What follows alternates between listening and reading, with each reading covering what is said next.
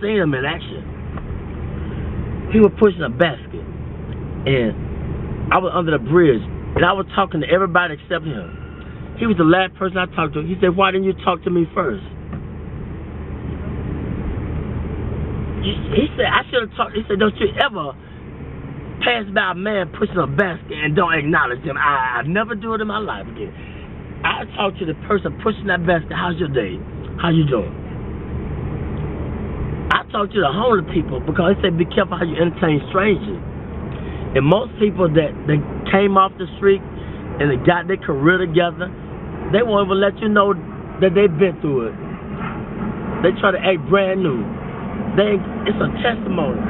What you go through, it's for us to inspire somebody else. It's for me to pull the weak ones up. It's for you to pull the weak ones up. We don't go through this because of our own selfish reasons. We go through this to give them a testimony of how far God has brought me. It was never about me. I thought about me. Why I'm going through this. He said, "Back up, man. Who you going to inspire? Who you going to tell somebody about the glory, the grace of God if you don't go through it? Get out of yourself." And once I step back, I be seeing the deep things of God. And so I don't play with him. I don't ask him for a lot. I just say, give me my portion for the day. I don't want a lot of things. Just give me enough that I can deal with.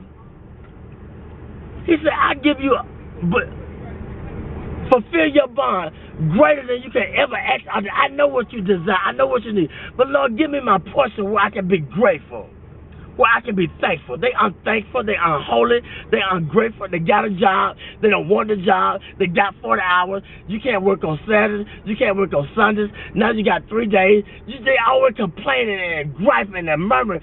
Stop it. He said, "Be grateful with the little things. And wait, and I'll put you there." But he's going to put us in a place where they appreciate me in the job. I don't hate going to work. I got to watch my back. They backstabbers. You're making the money, but I can't go to that job because I got to watch my back. They haters. Put me somewhere where I love going to work. I can get up, and they appreciate my work, and I blend in. God say, I'm going to put you there, but if you want to get it, go ahead and get it. What do you think about haters? That's a part of the balance in life. They hate. They don't know why they hate. Tell them why they hate sometimes. They don't know they hate. It's just standard thing. They get angry. He taught. Every way when he taught them. They hate. They don't even know why. Because they're nobody to teach them. They're nobody to take time to let them know why they're doing things they're doing. And that's the whole purpose of life. Let them know what they're doing wrong if you see it. I always knew I was doing wrong. What about when they showed me long suffering? What about when they forgave me, but I can't forgive him? He made a promise. I made a promise. I didn't fulfill it. They didn't go off on me. Well, I got to go off on him because he didn't fulfill his commitment. That's wrong. You got to teach. They don't know. The only God they know is through you, through your experience. They don't know about church because you can't go to church because it's a business. And all the church people, it's a clique, it's a club. And they done forgot about God, it's a business. Look here. It's just the world. Ain't nobody being bold and talking about God because don't pray in school, take the prayer out of school, all these things. It's the world. We're getting in a time where God is not popular no more. And if you talk about it, I don't believe in Jesus. I don't believe in God. I believe in this. I don't care what you believe in. Let my spirit speak for me. Let my action. But it was a time when I was just a hearer and not a doer. But it got to balance out. You got to go through the fire in order to be a doer too. You're going to be a hearer, then you're going to be a doer. But don't let people throw you off your journey. You can't beat nothing. It's between your relationship with God. They can't understand you all the time because you're trying to figure out your way. I'm trying to figure out my way. I can't prove nothing to them all the time. I don't need them to figure me out. All I got to do is just be patient and do what was in my ability, my boundaries. I don't need to outstep my boundaries. I ain't got to prove nothing to you. You didn't feel me? No. How you going to feel me? I can't put the expectation on you. I don't always feel me, understand me. So that's wrong. Be humble. Acknowledge him in all your ways. When I do wrong, I said something wrong to offend you, forgive me. I got to say it right away, get it over with. If I offend somebody at work, look, if they persecute me, look at God trying to strengthen me to show them who I serve. I say I believe, I'm walking with it. Well, teach them. They don't know. They don't know why they're doing that, to me. Let your light shine among men. They might glorify your Father in heaven. It's real, man. I experience it all the time, 24/7. But I asked for it. I wanted to be a preacher when I was 6, but I didn't know the price I had to pay. Much wisdom, much grief, much sorrow. Ain't no other way you're going to get it. But if you can just go through the fire, you'll be like gold.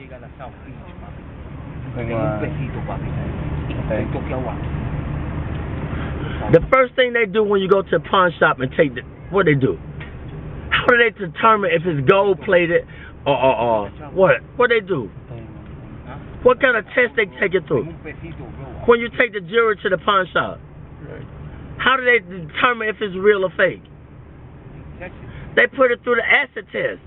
They put the fire upon it. That's how we know if we're real or fake. We're going to go through the fire. You're going to have disagreement with each other, but it's okay. You're going to be friends. But if you have a disagreement, it's just a disagreement. That don't mean you ain't got to see him no more and talk to her or talk to her or whatever.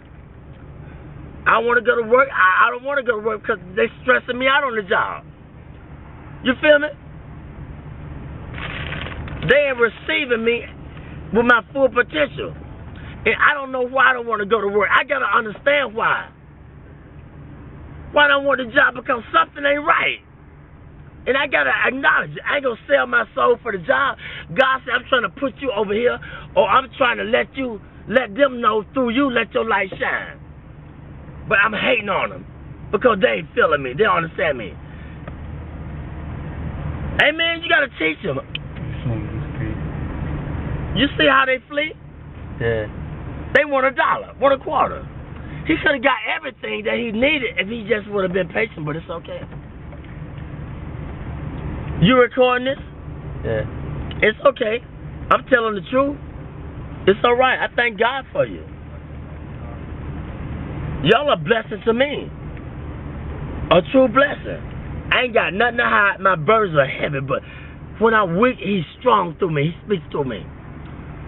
The weaker I get, the more frustrated I get with my life, and I did this, I did that, then the more he speaks through me, the more he takes control of me. That's just where he wants you at. Get frustrated. That's when he gonna speak through you. But he gotta get you in that point where ain't nowhere else to go but to him. He said, those that I love, I correct them. I chastise them. When you go to jail, it's called the Department of Correction, Rehabilitation. But we get mad at the correction. He said, if I didn't love you, I would correct you. He could have took our life. Amen? Amen. He could take the life. But he corrected me. I just thank God for y'all. I see it in your eyes, but this is what Solomon asked. Solomon was the wisest man that lived. He had everything that man could desire. But one thing God said, leave the foreign women alone. But he couldn't understand why he had a desire for the foreign women. But see, the Lord knew that they were going to turn his heart against him. They were going to make him idol worship and build a God. But he didn't understand it. And I'm going to say this, the preacher, he searched the world out. He said, I want to know the basis behind wisdom and knowledge and understanding and foolishness. See, you can't know wisdom and knowledge and should be a fool, but we don't want to be foolish. That's the only way you're going to get it. You got to be a fool first. How you going to know a fool when you're still a fool? How you going to know foolishness if you haven't been foolish?